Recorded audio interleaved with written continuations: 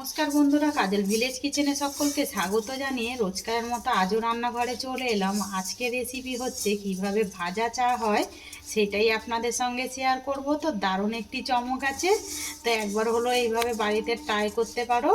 তো চলুন তাহলে শুরু করা যাক।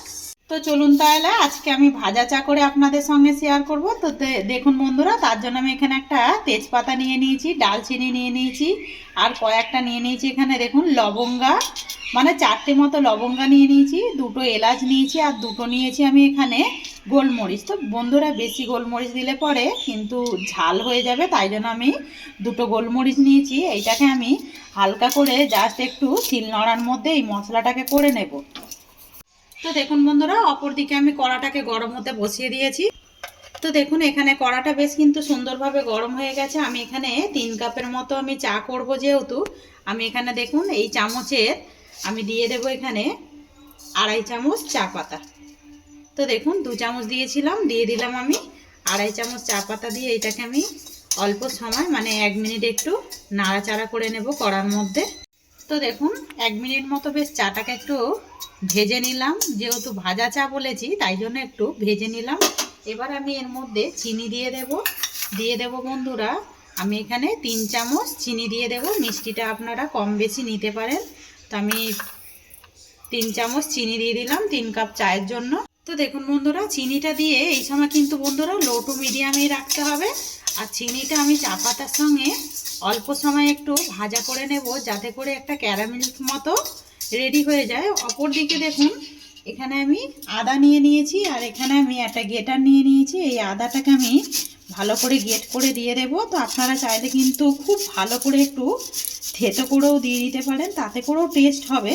তো বন্ধুরা, এইভাবে একবার চা করে দেখবেন, চায়ের টেস্ট কিন্তু দারুণ হয় আর খেতেও কিন্তু দুর্দান্ত লাগে। তো বন্ধুরা দেখবেন, আমরা বেশিরভাগ 1 থেকে 2 বার চা খাই। যদি একটু ভালো করে চাটা হয়, তাতে করে কিন্তু বেশ চায়ের কাপটা যদি ওই রকম ভালো চায়ের কাপ একটু পাওয়া যায়, সুন্দর একটা রং, যাতে করে কিন্তু বেশ মজা করে এই চাটা খাওয়া যায়। তো দেখুন এবারে আমি এইটাকে 1 মিনিট মতো এইভাবে একটু ভাজতে থাকবো। ভাজতে ভাজতে এটা একটা ক্যারামেলের পরিণত হয়ে যাবে। তো দেখুন বন্ধুরা, নাড়তে নাড়তে কিন্তু অনেকটাই কিন্তু চিনি দেখুন গলে গলে গেছে। আর অপর দিকে দেখুন বেশ মশলাটাও রেডি করে নিয়েছি আমি। তেজপাতাগুলো দেখুন একটু জাস্ট গোটা গোটা থাকবে, কিন্তু এইভাবে একটু গুঁড়িয়ে নিতে পারেন, আধ বাটার মতো করেই গুঁড়িয়ে নিতে হবে দেখুন। আর বন্ধুরা, এরকম কিন্তু অনেকটা মিক্সিতে দিয়ে করে রেখে দিলে সময়ে যখন চা করবেন, এরকম কিন্তু চায়ের মধ্যে দিলে পরে কিন্তু খেতে দুর্দান্ত হবে। আর এটা ডিবার মধ্যে কিন্তু বেশ অনেক দিন, যেহেতু শুকনো না, অনেক দিন কিন্তু এটা রাখাও যায়। তো অপর দিকে দেখুন চিনিটাও বেশ ভালো করে কিন্তু অনেকটাই মানে মেল্ট হয়ে গেছে। আর সুন্দর একটা চা পাতা যে চিনিটা যে মানে ভাজা করছি, তার জন্য একটা সুন্দর একটা গন্ধও ছেড়েছে। এবারে আমি এর মধ্যে দিয়ে দেব যে এখানে আদাটাকে আমি গ্রেট করে নিলাম, এই আদাটাকে আমি দিয়ে দেব। এবারে আমি এখানে যে মশলাটা করে রেখেছিলাম, এই মশলাটাও আমি দিয়ে দেব। দিয়ে আমি এর মধ্যে একটু ভেজে নেব।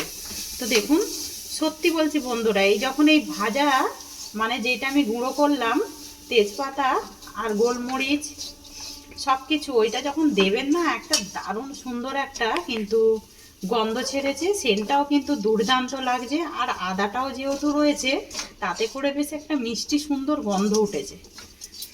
তো এবার আমি অপর দিকে দেখুন বন্ধুরা, এখানে কিন্তু আমি আগে থেকে মানে দুধকে আমি গুলে রেখে দিয়েছি গরম জলের সঙ্গে। মানে এই যখনই আমি চা পাতা চিনিটাকে নাড়ছিলাম, পাশেই আমি এই দুধটা গুলে নিয়েছি। একটু গরম গরম দুধ দিলে পরে তাতে পরে কিন্তু খেতে আরও বেশি ভালো হবে। এবারে আমি দিয়ে দেবো এর মধ্যে এই গুলে রাখা দুধটা। তো আপনারা চাইলে গরুর দুধও নিতে পারেন। গরুর দুধটাকে আগে থেকে একটু জাল করে নেবেন।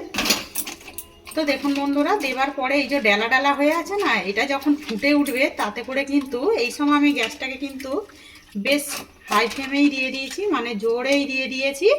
এতে করে দেখুন চায়ের কালারটা দেখুন কতটা সুন্দর এসে গেছে, দেখুন কত সুন্দর লাগছে। তো এইভাবেই আমি একটু ভালো করে এটাকে ফুটিয়ে নেব। তো দেখুন চাটা বেশ সুন্দরভাবে কিন্তু ফুটে উঠেছে দেখুন। ফোটার পরে কিন্তু দারুণ সুন্দর একটা গন্ধও ছেড়েছে। আর এইটাকে আমি যখনই ফুটে উঠবে, তখনই একটুখানি জাস্ট মানে লো টু মিডিয়ামে দিয়ে দেব, আস্তেই রাখবো। আবার যখন হালকা করে একটু ফুটে যাবে এইভাবে আমি 2 থেকে 3 বার মতো খুব ভালো করে এইভাবে আমি ফুটতে মানে দেব। তো দেখুন আবারও আমি গ্যাসের ফ্লেমটা একটু জোরে দিয়ে দিয়েছি, যাতে করে আবারও চাটা কিন্তু সুন্দরভাবে ফুটে ওঠে। দেখুন বন্ধুরা, চায়ের কালারটা দেখুন কতটা সুন্দর এসছে, আর রঙটাও কিন্তু বেশ দারুণ হয়েছে দেখুন। তো দেখুন বন্ধুরা, চাটা কিন্তু বেশ হয়ে এসেছে। আমি এবারে এর মধ্যে দিয়ে দেব 1 চামচের মতো বাটার। তো বন্ধুরা, বাটারটা আপনাদের হাতের সামনে থাকলে দেবেন, না হলে না দিলেও হবে। তো বাটারটা দিলে পরে একটু চায়ের টেস্টটা কিন্তু যেহেতু ভাজা হয়েছে না, আরও কিন্তু খেতে দুর্দান্ত হবে। যখন বাটারটা এইভাবে মিশে যাবে তখনই চাটা তার মানে এবারে একেবারে খাওয়ার জন্য রেডি হয়ে গেছে। তো দেখুন এইভাবে আমি ভালো করে মিশিয়ে নেব। তো দেখুন বন্ধুরা, চাটা একেবারে রেডি হয়ে গেছে। এবার আমি এই চাটাকে আমি নামিয়ে নেব। তো দেখুন বন্ধুরা, চাটা বেশ ছেঁকে নিয়েছি। এবারে চাটাকে আমি একটা কাপের মধ্যে নিয়ে নেব। তো বন্ধুরা দেখুন চায়ের রঙটা কত সুন্দর হয়েছে দেখুন। আর চাইলে কিন্তু এটা মাটির খুঁড়িতেও খেতে পারেন। আর বন্ধুরা, এটা চাইলে পরে আমি কড়াতে করেছি, আপনারা চাইলে কিন্তু সসপ্যানের মধ্যেও করতে পারেন। তো আজকে চায়ের রেসিপিটি আপনাদের কীরকম লাগলো কমেন্ট করতে ভুলবেন না। একবার হলো এইভাবে বাড়িতে ট্রাই করবেন, খেয়ে কমেন্ট করে জানাবেন যে কেমন লেগেছে চা। আর যদি ভালো লেগে থাকে একটা লাইক করে দেবেন, আর এইভাবে আমার পাশে থাকবেন, আমাকে সাপোর্ট করবেন আমার এরকম নিত্য নতুন রান্নার জন্য। পাশে থাকা বেল আইকনটি প্রেস করবেন। সবাই ভালো থাকবেন, সুস্থ থাকবেন। ধন্যবাদ। আবারও নতুন ভিডিও নিয়ে ফিরে আসবো।